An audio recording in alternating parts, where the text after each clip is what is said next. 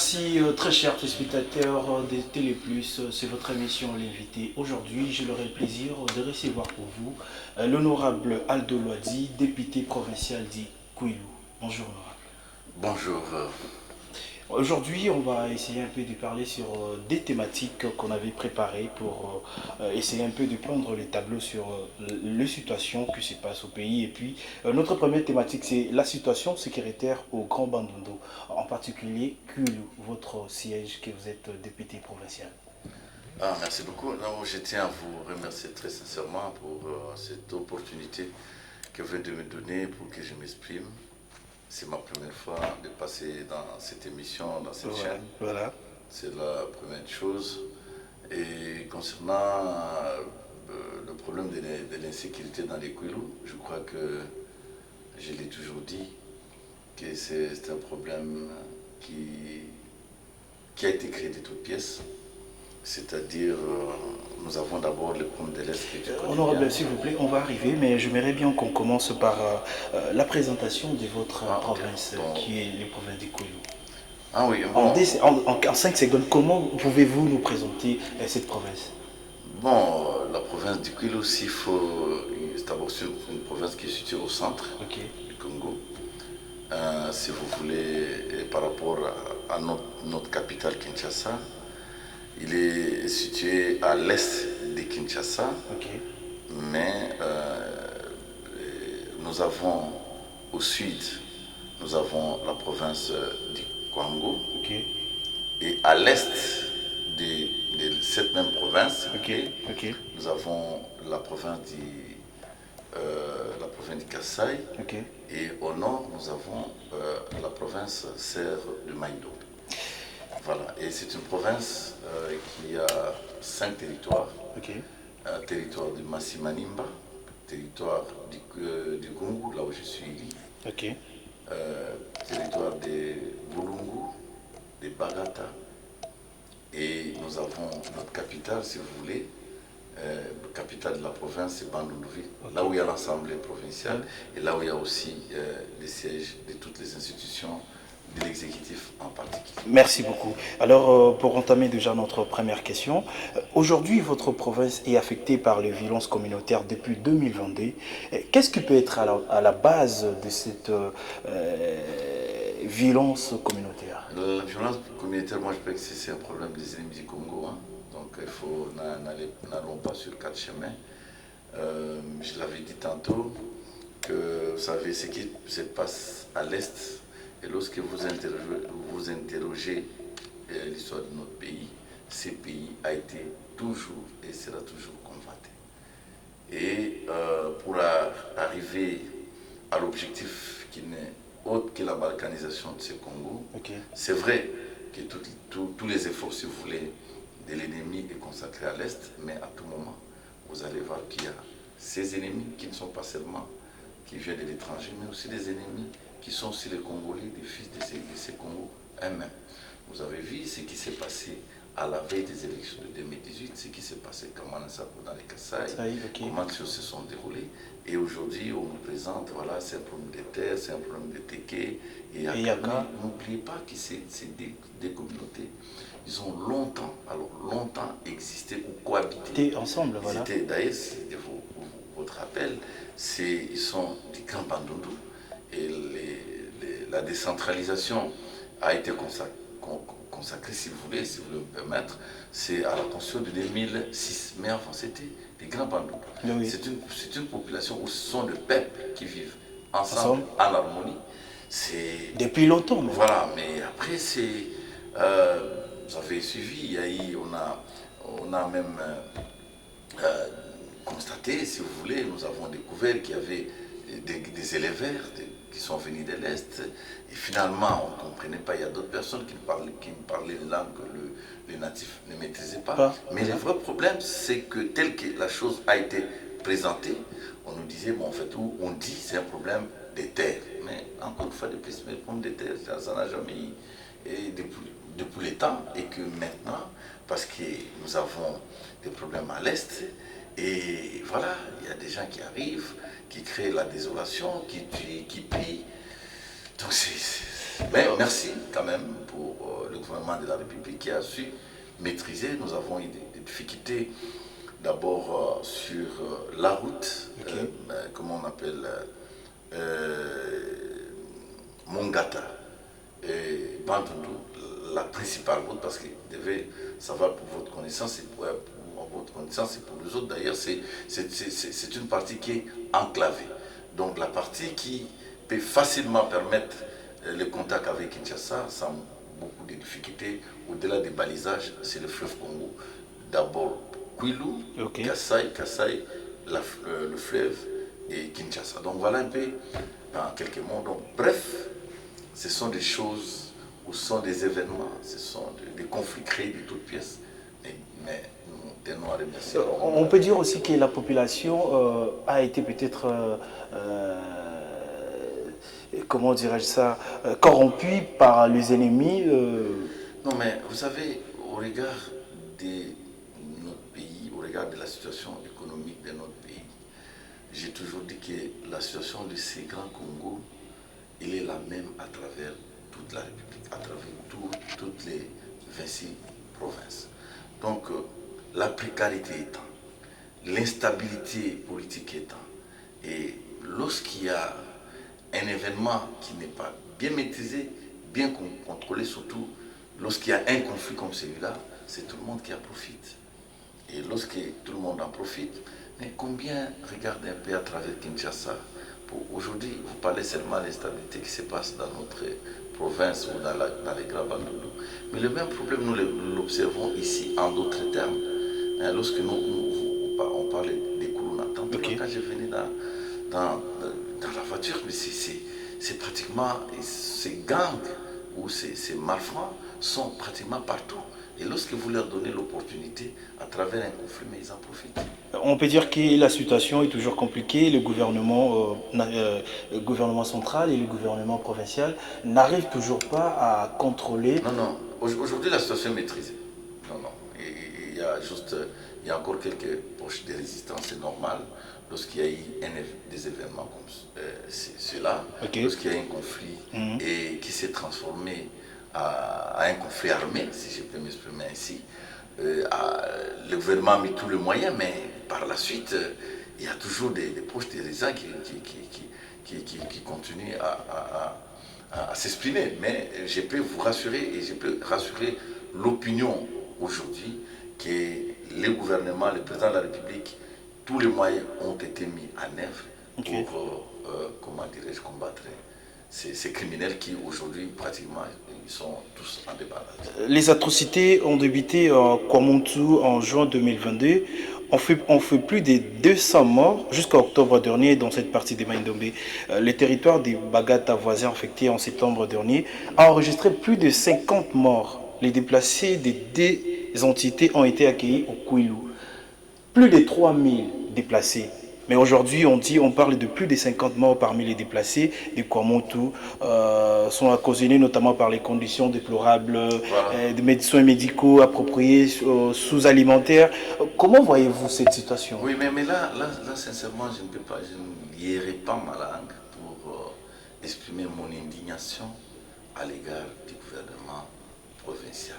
D'abord, le gouvernement provincial du Kwilu, le gouvernement provincial du Maïndombe et le gouvernement provincial du Kwango. À ma connaissance, en tant qu'élu, les moyens conséquents ont été mis à la disposition de ces trois exécutifs pour permettre à bien gérer la situation. Et le gros, si je peux m'exprimer ici, Ok. ils étaient accueillis comme déplacés, si vous voulez, parce que nous sommes dans la même province. Donc, ces déplacés ont été accueillis à Bandundu-Ville, là où je siège. Ok. Le problème, en fait, c'est comme vous savez, la mauvaise gestion a été toujours monnaie courante dans ces pays. À tout moment, lorsqu'on donne une opportunité à telle ou telle autre autorité, on met les moyens nécessaires. Par la suite, c'est les détournements, c'est la surfacturation. Et c'est qui a été déploré.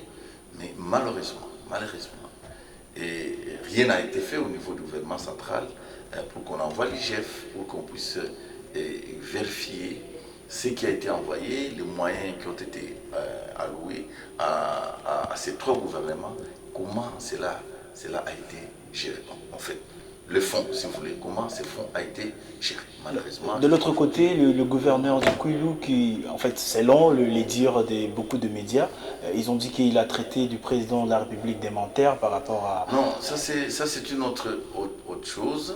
Ça c'est un audio, ou ce sont les audios, parce qu'il y en a trois okay. qui sont à ma disposition. Ça n'a rien à voir avec...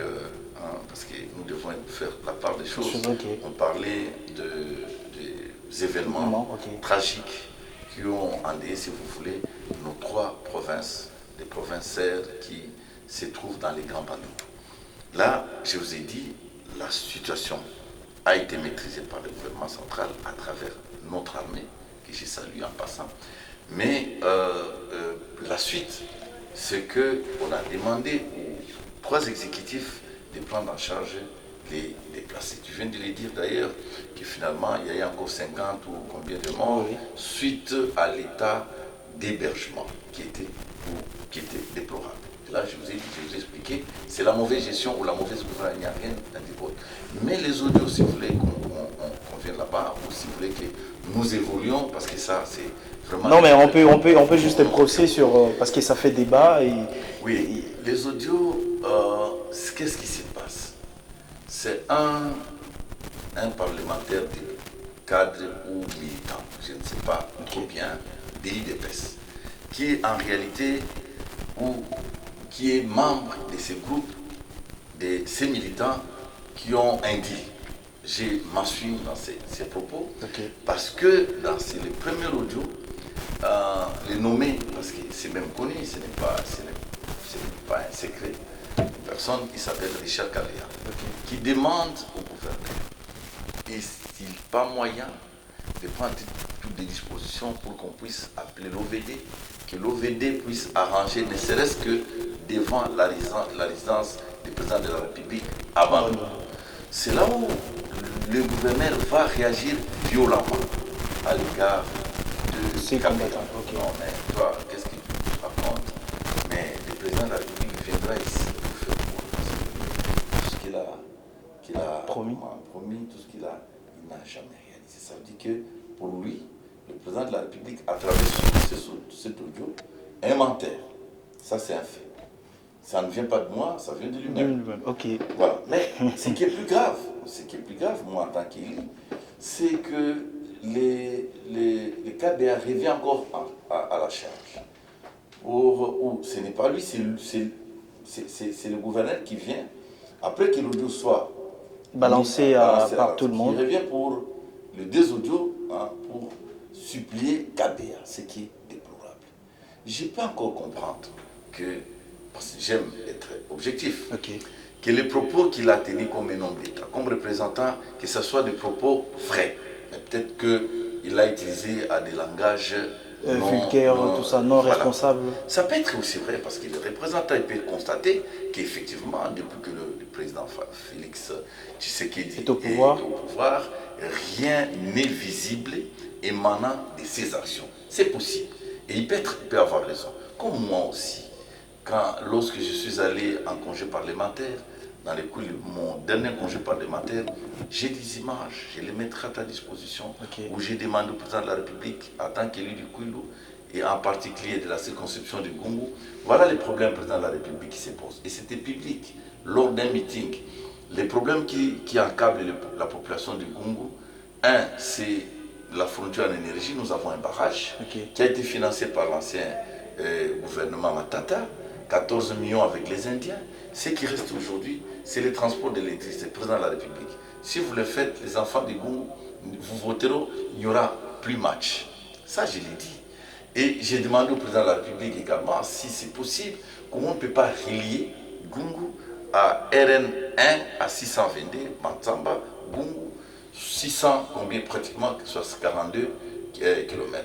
En tant qu'élu, c'est ça mon devoir, c'est de pleurer, c'est de parler, c'est d'implorer aux autorités, au président de la République, aux ministres et au gouvernement de faire des choses au profit de la République. Donc, il pouvait s'exprimer.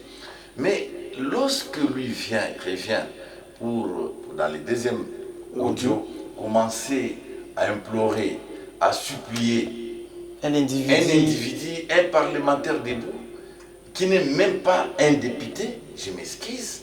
Là, je me dis qu'il a déraillé.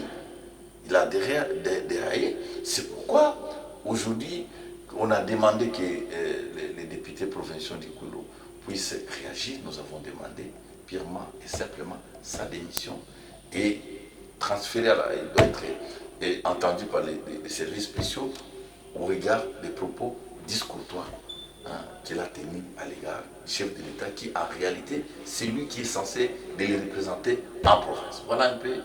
Merci beaucoup pour les éclaircissements de cette situation des audios. Et il est allé plus loin en disant non voilà, monsieur Richard, nous travaillons ensemble, tu sais comment nous faisons la politique du chef de l'État, comment la politique du chef de l'État, on ne le fait pas avec un individu particulier, on ne le fait pas avec un parlementaire debout. Même s'il vient d'un parti présidentiel, la politique d'une nation, d'une province, surtout au niveau de la province, on la réalise. En amont avec les chefs de l'État et le gouvernement, en aval avec l'Assemblée provinciale et la population.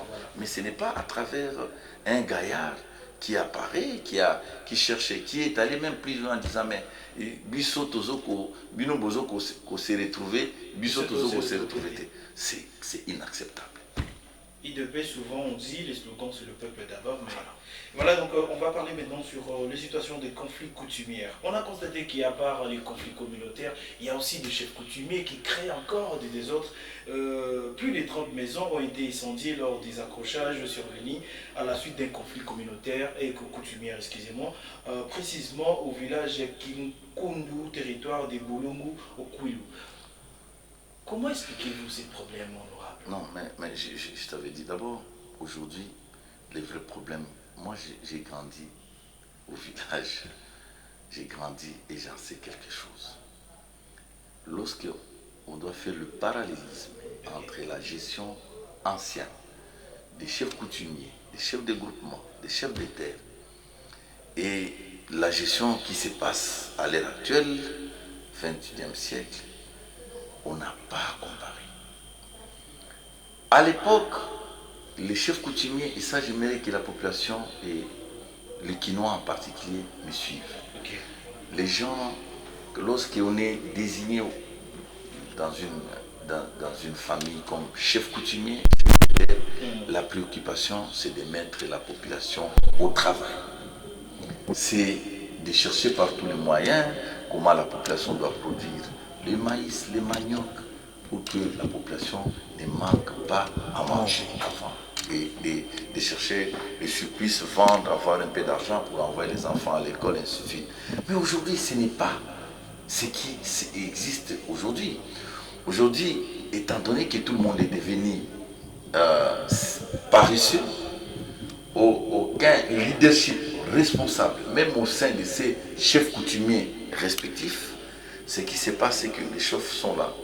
Simplement, comment dirais-je, brader le terre. Et lorsqu'il les brade, ils ne tiennent pas compte que quand bien même lui-même il est chef coutumier, mais la terre elle-même, au regard de la loi Bakashika, ça appartient à l'État congolais. Oui, oui. Donc vous ne pouvez pas vous permettre de prendre 500, 600 hectares qui étaient à la disposition de la population, qui permettait à la population de produire, de travailler, et vous le prenez simplement parce que vous devez résoudre le problème de votre ventre, vous le bradez, mais la suite c'est que on ne vous laissera jamais tranquille. Les familles, parce que, comme je t'ai dit, je maîtrise un certain nombre de choses dans ce cadre-là. Généralement, vous allez voir 5-6 familles qui sont des familles chefales, si je m'exprime ainsi. Alors, une famille qui est au pouvoir, qui vend, qui brade, qui prend l'argent, qui encaisse, et encore, lorsqu'ils le font, généralement, ils peuvent prendre la même étendue, les vendre à 3-4 personnes pour vous mettre dans des situations difficiles. Mais les autres, qui sont les éventuels ou les potentiels successeurs, ne vont pas vous laisser tranquille. Voilà. Ils ne vont pas vous laisser tranquille, vous dire, mais messieurs, mais vous, on ne vous a pas mis chef pour que vous puissiez commencer à brader. D'abord, au sein de ces familles, les problèmes se posent. Le deuxième problème, c'est la population qui assiste par moments incapables au regard de cette situation. Maintenant, vous êtes obligés de les faire partir. Ils doivent chercher des terres à 50, à 60, à, je ne sais pas moi, kilomètres pour aller faire des champs. Vous savez qu'au Congo et dans les Kwilu en particulier, la population ne vit que de l'agriculture, la pêche et les petits commerces. On peut Voilà dire que les vrais problèmes, c'est à ce niveau-là. C'est quoi moi, j'ai toujours demandé au gouvernement provincial et au ministre de l'Intérieur et la police nationale ensemble de pouvoir travailler de sorte à éclairer cette situation et les cours des tribunaux pour mettre un peu des choses en ordre. Sinon, sincèrement, verbal, là où nous allons, je ne sais pas. À un moment, nous n'aurons plus des étendues. Et même ceux qui achètent ces étendues-là, ils n'ont pas de tracteur, en fait, ils n'ont pas de moyens pour pouvoir transformer voilà, ces terres en champs pour avoir la production, pour mettre des gens au travail. Ils achètent, ils abandonnent, peut-être 3 ou 4 kilomètres, je ne sais pas moi, mètres carrés, je ne sais pas moi. Les restes, c'est pour lui, c'est pour sa famille et la population croise les bras dans l'indifférence totale. Merci beaucoup, honorable Aldo Loadi, pour tout ce que vous venez de dire. En tout cas, on va quitter cette thématique qui était sur la situation sécuritaire au Grand Bandundu. Mais on n'a pas évoqué la sécurité à l'Est. Ah oui, non, on va revenir avec ça. C'est avec ça qu'on va chuter avec. Maintenant, on va parler sur notre deuxième thématique qui est la situation infrastructure de votre province qui est les Kwilu. Est-ce que, depuis que le président de la République a pris le pouvoir, il a lancé le premier projet qui était les 100 jours. Il est revenu encore avec le deuxième projet, le projet Tchilé-Gelou.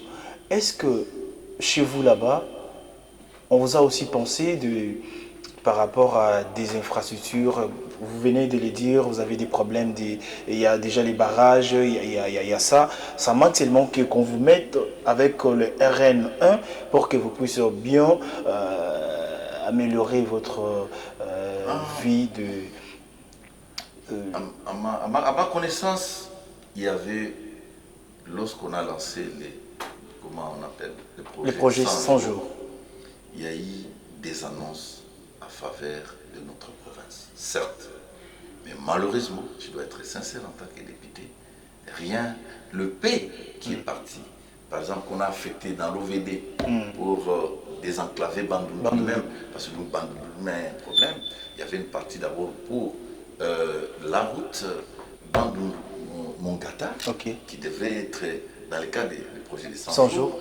Je crois même, il y avait aussi la route de 42 km dont j'ai fait allusion, ou si vous voulez, au-delà des 42 km, parce que Bantamba, RN1, Bantamba, pour aller à, comment dirais-je, à Kakouboula en passant par Gungu, vous êtes autour de 75 km, oui, je crois que 75 km, 75. Donc, mais comme encore une fois de plus, cet argent, la gestion, si vous voulez, a été celle que tu connais. Et c'est là où moi j'ai toujours dit, je ne sais pas ce qui nous a été piqué, nous, Congolais, en termes de gestion. Lorsqu'on alloue les fonds, vous avez suivi tout ce qu'il y a eu comme procès, je ne vais plus revenir là-dessus, je ne suis pas les seuls à déplorer, je ne suis pas les seuls à me plaindre. Donc bref, le Bandundu ne s'est pas retrouvé en termes comme on aime parler en termes de se retrouver, voilà. M'excuse le terme qui est impropre, mais c'est que le gouverneur aurait dû faire. Si je dois revenir sur son audio, peut-être l'idée était bonne. En fait, l'idée, c'est-à-dire que demander au président de la République, il n'y a-t-il pas moyen, comme à Bandundu, ou si vous voulez, Kwilu, et à quelques kilomètres de la capitale, qui pratiquement Kwilu, comment dirais-je, Kwilu et les grands équateurs, sans oublier le Congo central, qui constituent, si vous voulez, les greniers de la ville de Kinshasa. Donc, quand on a des arguments en tant que gouverneur, vous parlez avec le président de la République, le Premier ministre, mais il faut faire correctement, honnêtement, avec une détermination de dire, voilà, qu'est-ce que le problème que j'ai dans le Kwilu, à ce qui concerne l'économie à la base, il faut les infrastructures, pour promouvoir l'agriculture, pour promouvoir la pêche, pour promouvoir le petit commerce, et surtout que la situation telle qu'elle se trouve aujourd'hui, on peut se dire que nous sommes déjà facilités par la communication, si vous voulez. Okay. Et l'avantage que le Kouilou a, ça je ne cesse de le dire, moi j'ai travaillé longtemps dans les secteurs fluviaux. C'est une province aujourd'hui qui n'a pas assez de difficultés, si vous voulez, pour écouler tout ce qu'il peut produire. C'est-à-dire qu'il peut le vendre chez nos frères à l'est, dans les Kasaï, okay, à travers la rivière Kasaï, si vous voulez, mais aussi sur la route. Et il peut le faire de la même manière avec la capitale où il y a aujourd'hui on parle de, si vous voulez, de 15-20 millions d'habitants qui constituent en soi un marché énorme. Mais il s'est fait malheureusement que même le paix qui a été mis à la disposition du gouvernement, parce qu'il faut se dire que j'ai eu, moi, l'occasion, comme tous les autres collègues, okay, de rencontrer le Premier ministre à 2 ou 3 reprises à Kinshasa, où nous avons échangé, non pas seulement sur nos émoluments, mais aussi sur le développement de nos provinces. N'oubliez pas que dernièrement, lorsque nous étions, on nous avait reçus l'année dernière, à la même période, concernant l'appropriation comment on appelle ça, des projets de 145 territoires. Nous avons perdu. On va revenir sur ça aussi. Donc voilà un peu. Donc c'est, pour moi, je me dis, la difficulté que nous avons, c'est le leadership dans la province. Merci beaucoup. Vous avez dit, vous manquez le leadership dans votre province. Aujourd'hui, en tant que député provincial, qu'est-ce que vous pensez peut-être pour le développement de la jeunesse? Aujourd'hui, on parle de la développement, on est en 2023, on a vu, il y a beaucoup de jeunes ici, peut-être à Kinshasa, on a vu beaucoup de jeunes se précipiter, inviter des gens, venez prendre votre carte d'électeur, venez. Mais on ne voit pas, il n'y a pas des idéologies, il n'y a pas des projets, c'est seulement comme ça, ces gens se précipitent tellement pour appeler les gens. Laissez-moi me déballer sur ces points. C'est un point sensible, énormément. C'est un point sensible. Vous savez, ce que j'ai toujours condamné, et ça je reviens sur la classe politique, okay, ce n'est pas la responsabilité seulement du Kouilou. Parce qu'on m'a appris à l'université, okay, que tout est système, en fait. Le Congo c'est un système. Okay. Et qu'un système, il ne peut fonctionner que lorsque les éléments qui composent ces systèmes sont en interaction. Okay. Et le prof qui me l'a enseigné m'a même dit, dans le cours de l'introduction au système de gestion, en deuxième graduat, il est allé plus loin en disant, mais l'on a dit, ce n'est pas seulement cette interaction-là qui est plus importante, mais ce qui est plus important, c'est la qualité des relations. Or, la qualité des relations dans notre système de Congo, c'est la classe politique, okay, qui malheureusement, excusez-moi, avec des larmes aux yeux, c'est une très mauvaise classe politique. Est-ce que c'est de la malchance? Est-ce que c'est le départ qui est mal parti à travers lorsqu'on nous a accordé l'indépendance? Parce que regarde un peu comment ça s'est passé. On nous donne l'indépendance le 30 juin et c'est le 4 où il y a déjà une itinéraire. Voilà. Donc le gouvernement Lumumba n'a même pas eu l'occasion, l'opportunité de pouvoir mettre en œuvre pour dire voilà, est-ce que c'est vrai, ils étaient jeunes, 25, 30 ans. Voilà. Revenez pour toi. Mais regardez maintenant tous ces processus. Mobutu prend le pouvoir. Il y a des choses qu'il a fait énormes, Barrage d'Inga, Stade Kamanyola, il y a beaucoup de choses. Aujourd'hui, j'ai parlé avec, je vais te dire quelque chose, j'ai parlé avec mon président Foumani, honorable Foumani. On parlait sur l'énergie, il me dit, Aldo, tu sais, la SNEL là ne peut pas tomber en faillite, mais ça peut donner de l'emploi, parce que tu parlais des jeunes, aux générations, parce que nous avons une source intarissable.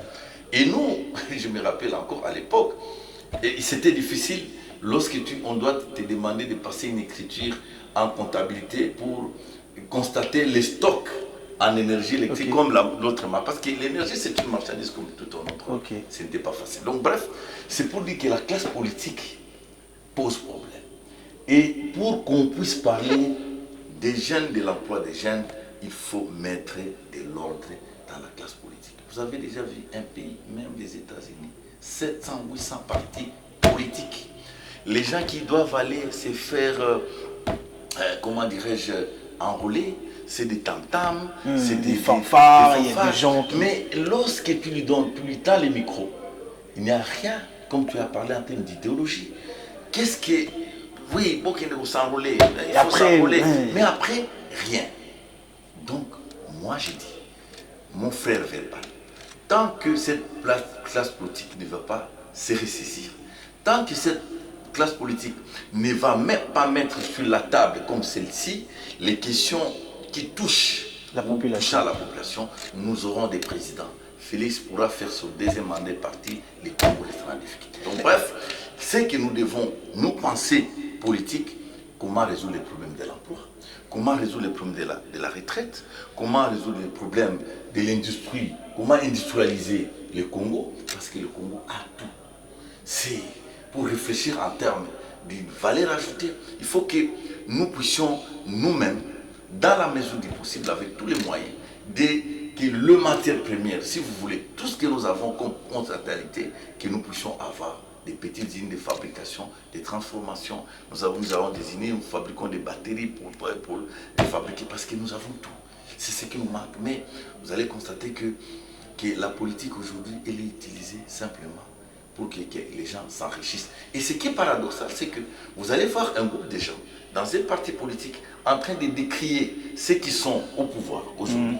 Et dès qu'ils sont au pouvoir, tout de suite, c'est autre chose.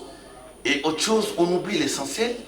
Et je me dis, mais je ne sais pas là où nous allons. Donc bref, la difficulté auquel nous sommes confrontés, si vous voulez, c'est que nous ne menons pas une réflexion approfondie pour sortir le Congo de la précarité. Or, pour faire sortir le Congo de la précarité, il n'y a qu'une seule voie, le travail des gens. Comment faut-il le faire dans l'économie d'une manière générale? Il y a combien? 3 éléments qui interviennent. Il y a l'homme, il y a le capital et il y a la nature. Mais tout ça, nous l'avons. Le capital aujourd'hui, combien de banques que nous avons au Congo? Mais nous pouvons aller plus loin. Combien de ces banques-là qui sont prêtes ou qui donnent ou qui assistent vraiment les Congolais avec une politique au niveau du gouvernement claire pour que, voilà, on nous a parlé il y a de cela quelques temps, voilà, nous allons créer des emplois, nous allons donner de l'argent, mais en réalité, quand les jeunes gens terminent, c'est vendre des unités dans des coins de rue. Des petits salons et surtout que maintenant, avec tout ce qui se passe au niveau de la province, avec le gouverneur Gentilly, je ne sais pas où nous allons. Voilà. Merci beaucoup, l'honorable Ado. Nous sommes déjà que nous sommes arrivés vraiment presque à la fin. Mais on va terminer avec notre sujet qui est la situation sécuritaire à l'est du pays. Et on va terminer avec votre vision sur les nouveaux Kouilou. Parce qu'on va vraiment parler sur ce que vous avez fait déjà et ce que vous promettez à toutes les populations de votre province, là où vous êtes élu comme député provincial. Bon, pour le problème de l'Est...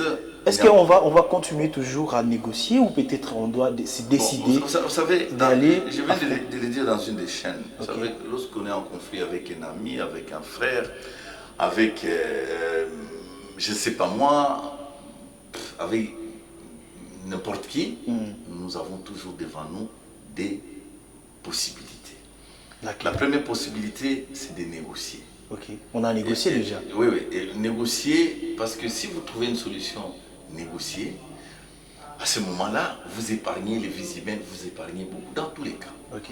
Deuxièmement, si ça ne tient pas et que personne peut s'opposer pour aucune raison valable, il lui dit non, moi, à ce moment-là, il faut se préparer et gagner la guerre. Bon, négociation échouée, moi je crois que ce n'est pas une bonne voie. Cette voie, parce que les gens avec qui nous devons négocier ne sont pas sincères et corrects par rapport à nous.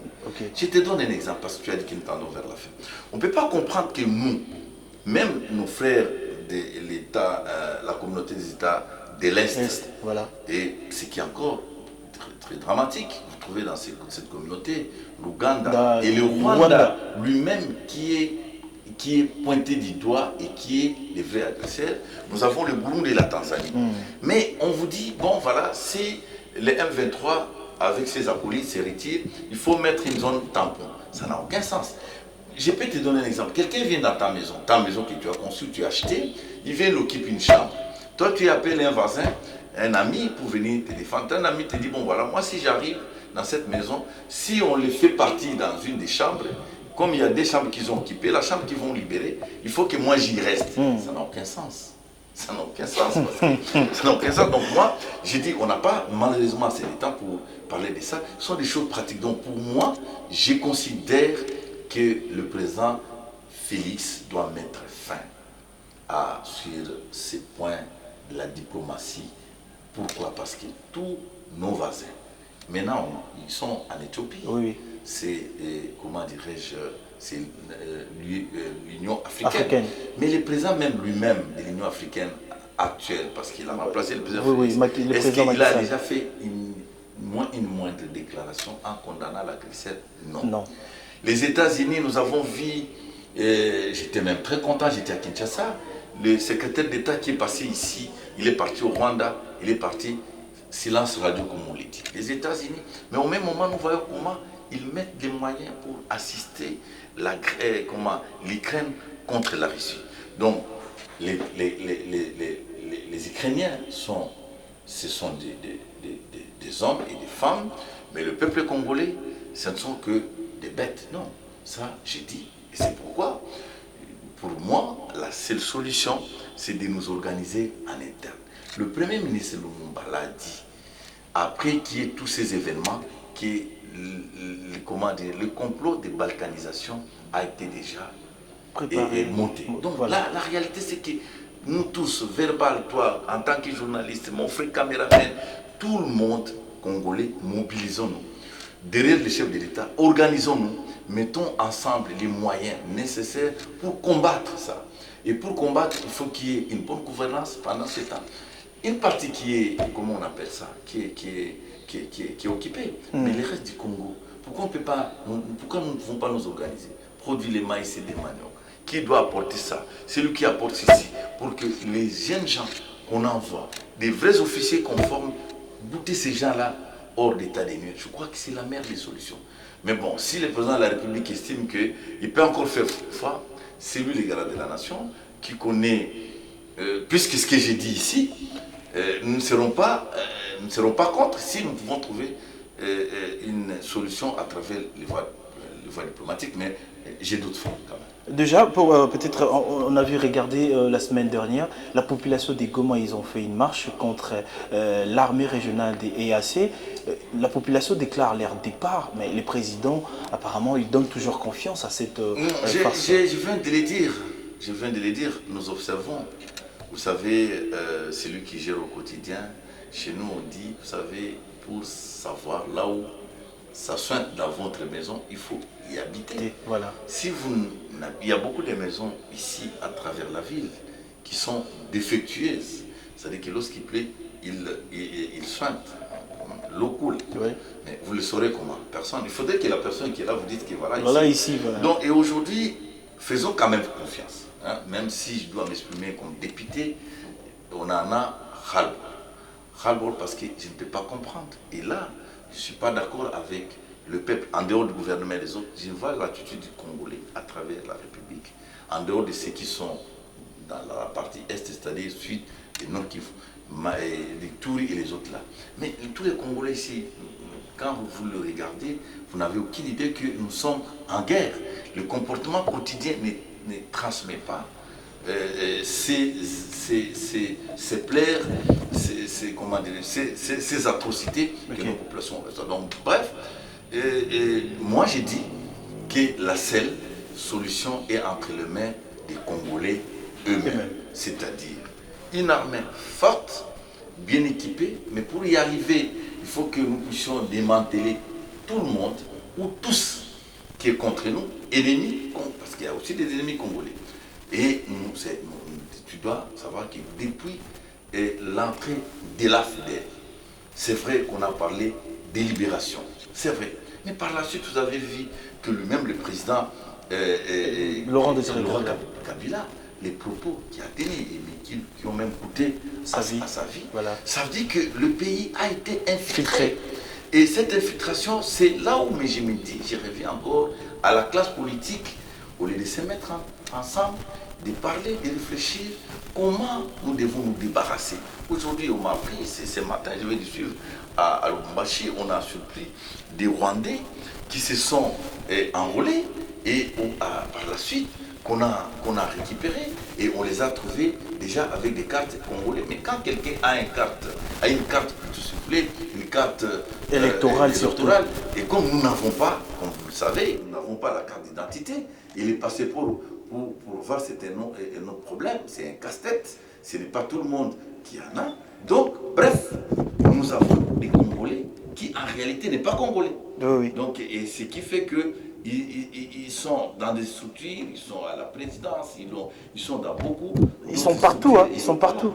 Voilà, donc merci honorable Aldo Lati d'avoir répondu à notre invitation. Mais on va clôturer avec un mot de la fin. Tu vas regarder cette caméra en regardant toute la population que nous regarde, mais en particularité la population du Kwilu. Quel est votre message que vous pouvez lui passer? Non, le message du Kwilu, c'est d'espérer. On peut tout perdre, mais pas l'espoir. Moi, je suis chrétien protestant. J'y crois beaucoup. Je suis convaincu que demain ou après-demain, Dieu qui a créé ces Congos et qui a créé ce monde donnera à la population du Kwilu ses propres dirigeants, des vrais dirigeants qui vont transformer le Congo. Ce n'est pas impossible. Peut-être pas moi, mais ce qui est certain, c'est qu'il y aura un jour, dans les tout prochains jours, et j'en profite pour vous demander de vous enrôler, mais d'exercer votre droit légitime, mais de faire un bon choix. Et à la CENI, encore une fois de plus, on a mobilisé énormément de moyens, les chefs de l'État, les gouvernements, vous avez déjà aujourd'hui 60% de votre budget. Faites les choses d'une manière correcte pour que nous ayons des vrais élus au niveau des assemblées provinciales, au niveau de l'Assemblée nationale. Les gens qui réfléchissent, les gens qui aiment le Congo, et les gens qui ne sont pas des membres, qui vont apporter de la magouille, de la corruption, mais des gens qui aiment, qui vont vraiment avoir comme objectif comment transformer les Congo, qui vont donner du travail, qui vont donner du sourire au peuple congolais en particulier. Et merci pour votre chaîne qui m'a fait confiance, qui a fait confiance à ma modeste personne comme député provincial de pouvoir m'exprimer. Merci. Et si on aura encore une autre occasion, je ne manquerai pas d'y répondre. Merci beaucoup. Je crois que prochainement, peut-être, on aimerait peut-être aller aussi visiter la province du Kwilu, pourquoi pas, Téléplus aussi à Kwilu, parce qu'on a notre Kenda Punate, en tout cas, on va faire un petit tour avec peut-être si l'honorable levé, on est là. Merci beaucoup. Merci à tous les téléspectateurs de cette émission invitée. On avait reçu pour vous l'honorable Aldo Lati, député provincial de Kwilu. En tout cas, j'ai l'honneur, plaisir de vous présenter cette émission. On va se retrouver la semaine prochaine avec une autre invitée. Restez branchés sur Téléplus, parce que vous savez, Téléplus, c'est plus d'actualité, plus d'infos. Restez avec l'amour, la paix. Ah oui, merci.